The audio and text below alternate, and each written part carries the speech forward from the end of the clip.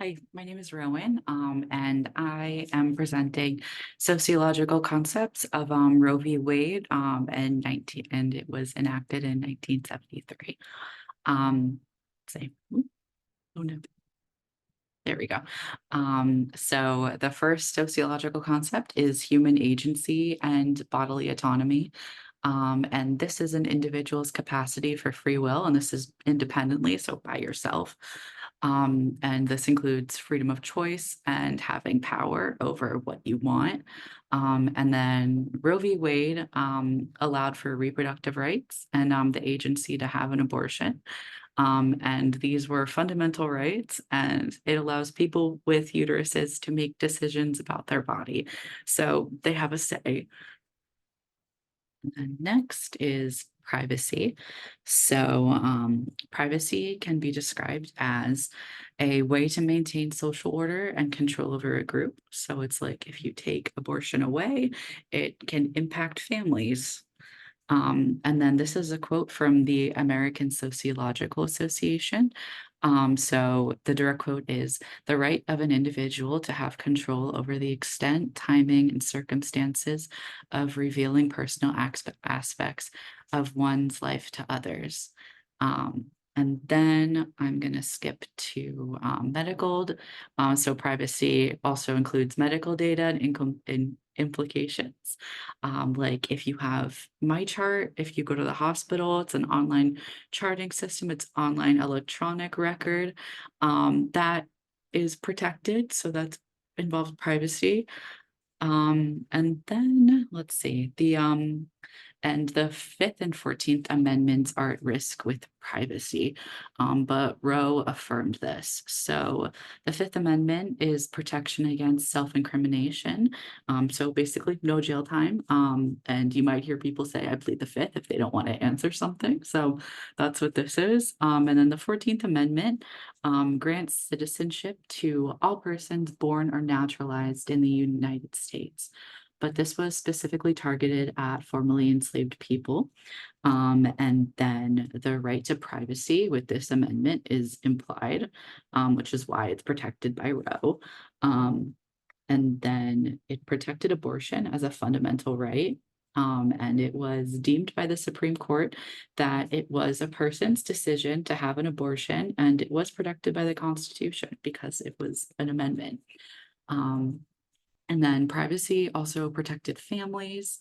And then with the 1973 ruling, Roe v. Wade expanded and solidified privacy protections.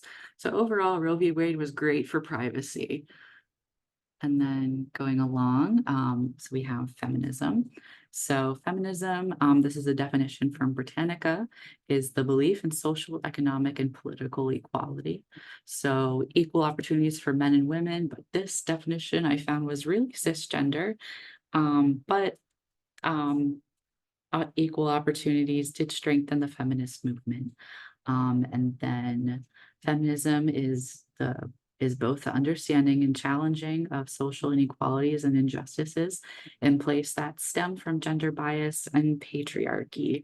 So this can be like discrimination based on sex or gender, objectification, economic inequality. So like we know like the wage gap, power. So men are typically in more powerful roles, gender roles. So women like housewife and men are the breadwinner, and then just normal stereotyping. And then with Roe v. Wade, it allowed women to demand rights, rewrite laws, and allow for reproductive rights, etc. There's a lot of things that Roe v. Wade allowed, but I can only fit in this much. And then for gender, so it is closely related to feminism, which is why it's on the same slide. And it enables equality. So because of this, and because Roe v. Wade passed, they can so people can graduate high school or college, face less hardship and overall insecurity, and they're more likely to earn higher wages and work full time. And then gender in gender justice. So I will say that this is the first time I've heard this before, but gender justice is the goal of equality between people of all genders. And it involves the redistribution of power, opportunities, and access. So, like women or and people assigned female at birth, having equal access to healthcare. That's just one example. Um, and then I do want to add that I found it funny that while I was researching this, it said equality between man and woman and didn't say between all genders, which I find interesting because it's called gender justice.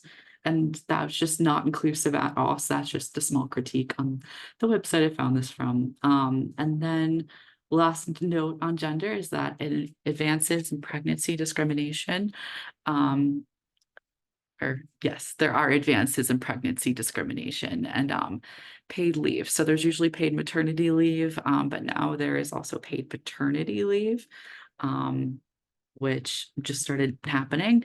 But since Roe v. Wade was overturned, a lot of what I said has gone in reverse, and everything has taken a direct hit.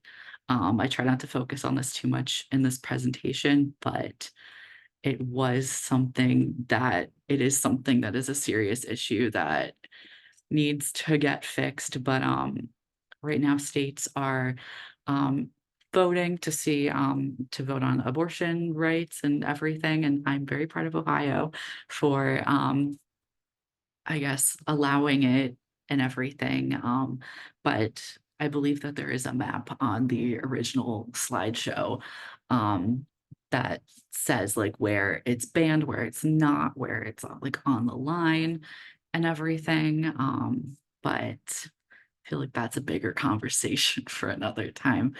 But, and then these are my references. I copied this from the original slideshow, just because I forgot which ones were mine, but I know mine are in here. Um, but yeah, thank you.